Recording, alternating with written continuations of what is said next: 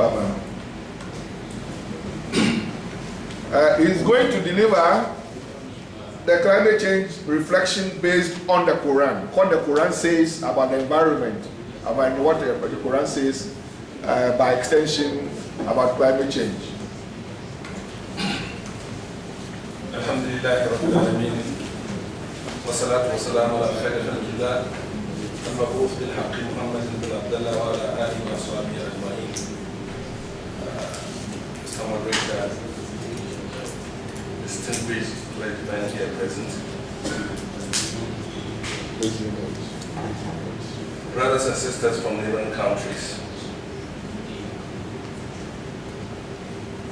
my good brothers and sisters on this lofty project that we have all embarked.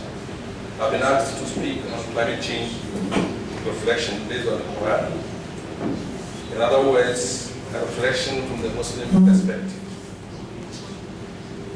Now, to loosely translate climate change, I would say it's a long-term change in the Earth's climate, especially a change due to an increase in the average atmospheric temperature.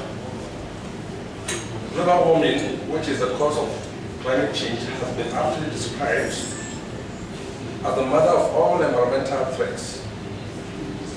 Today, the ambiguity which used to surround the threat inherent has been removed. Unfortunately for us, as religious leaders, however, most of our congregations know next to nothing about this threat, which requires immediate technological and social responses. The surest way to achieve success is to tackle it collectively on an unprecedented global scale. There can be no gainsaying the fact that this factor informed religious bodies' decision to come together to combat the menace from all angles available for us. We from the Muslim fraternity are further encouraged by the Quranic verse which reads, وَتَعَوَنُوا عَلَى الْبِرِّ وَالتَّقْوَى وَلَا تَعَوَنُوا عَلَى الْإِثْمِ وَالْعُدْوَانِ. That is, help ye one another in righteousness and piety, but help not one another in sin and rancor. That's from the Holy Quran, chapter 5, verse 2. Brothers and sisters, one of the most effective tools we can use in this jihad, crusade, is awareness creation. To do this effectively, we need to, as religious leaders, use the medium of the Bible and the Quran, as well as the minbar and the pulpits, to assimilate the awareness creation. In the Quran, God emphasizes that everything He created on earth is for the benefit of man. He says, "It is He who created for you all things that are on the earth." That is the Holy Quran, chapter 2, verse 29.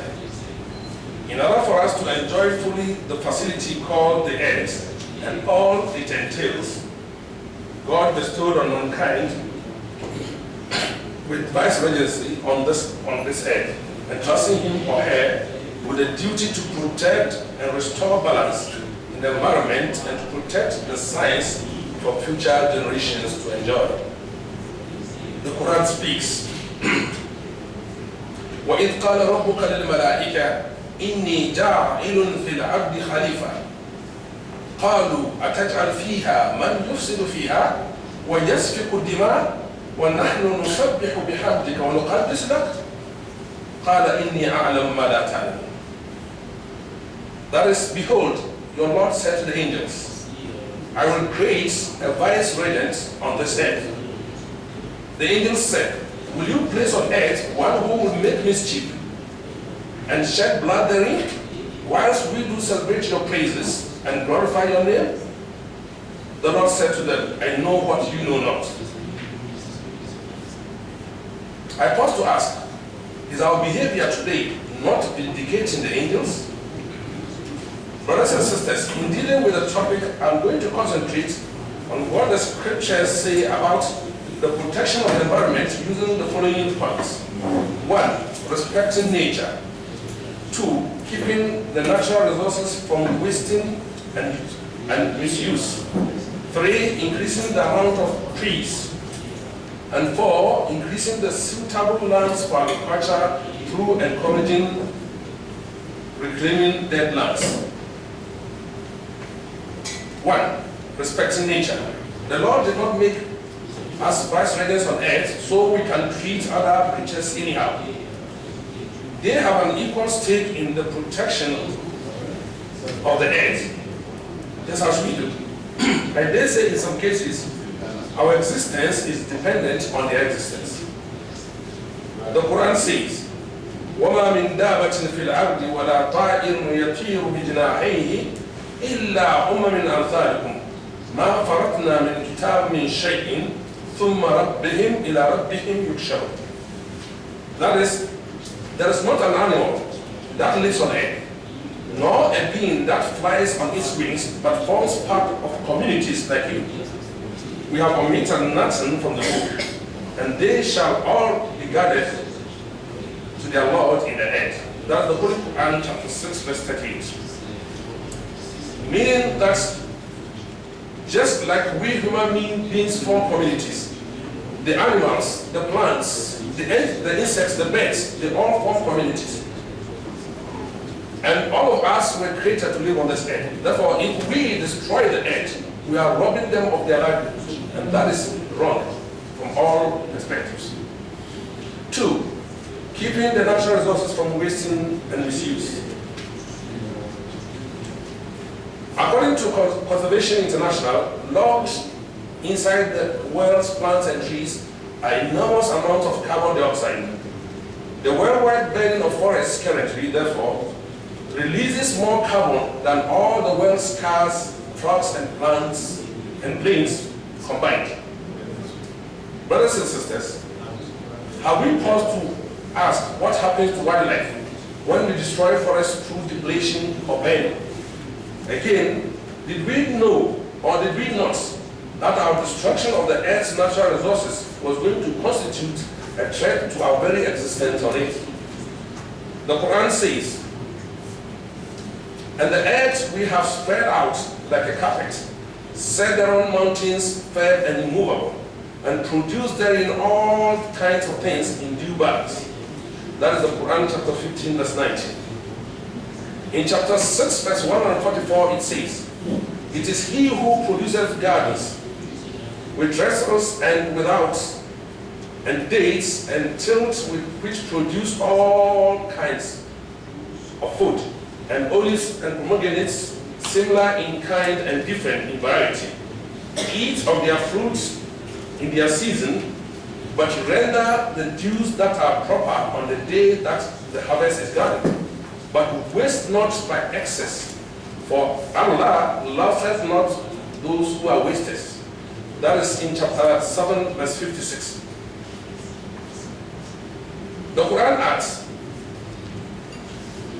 "Do not do mischief on earth after it has been set in order, but call on him with fear and longing in your hearts, for Allah's mercy is always near to those who do good."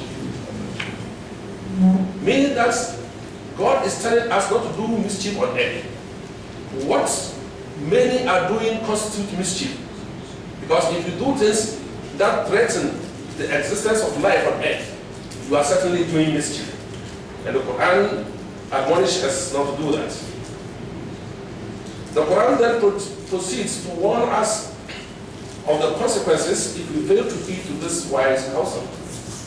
It says, "Mischief has appeared on land and sea because of what the hands of men have earned, that Allah may give them a taste of some of their deeds, in order that they may turn back from evil." Meaning, what we are experiencing today is as a result of our own mischief.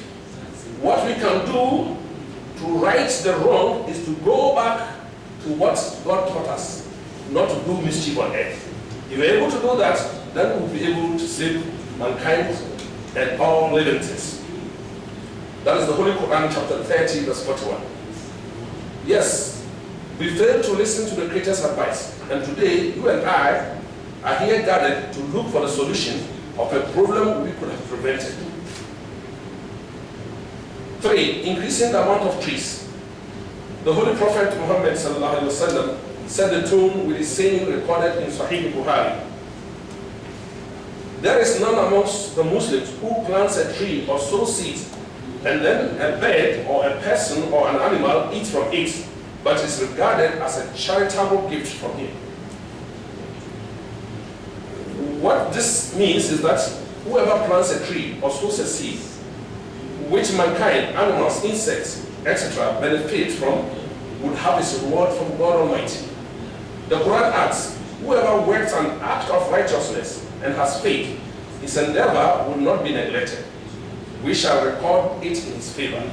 That is from the Holy Quran, chapter 21, verse 94.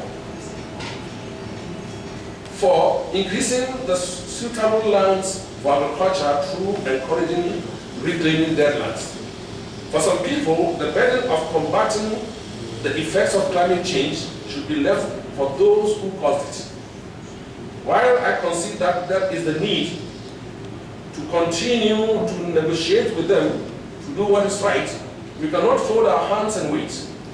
We need to initiate programs aimed at mitigating the impact of climate change in the world. We need to stay alive while we negotiate. To those who are the cause of this menace, from corporate industrialists down to the destroyers of our forestry, I remind them of the Quran's admonition. وَإِذَا قِيلَ لَهُمْ لَا تُفْسِدُوا فِي الْأَرْضِ قَالُوا إِنَّمَا نَحْنُ مُصْلِحُونَ أَلَا إِنَّهُمْ هُمُ الْمُفْسِدُونَ وَلَكِنْ لَا يَشْعُرُونَ. When it is said to them, make not mischief on earth, they say, we are only putting things right. For sure, they are the ones who make mischief, but they realize not. That's from the Holy Quran, chapter 2, verse 11 to 12. Because that's what industrialists always say. They say they are improving the livelihood of people. They are making the world a global village. They are doing this, they are doing that. In effect, the effects of what they are doing is lost on them. They don't even want to understand the fact that they are the causes of climate change. And that's my admonition from them from the Quran, chapter 2, verse 11 to 12. Finally, I pray that this forum would enable us to brainstorm collectively and positively, thereby arrive at a decision that will serve as a guide to our next line of action. The Muslim community is ready and willing to contribute its quota to ensure a collective success and a deserving reward from our Lord and Maker. Thank you for listening to me. God bless you. Assalamu alaikum wa rahmatullahi.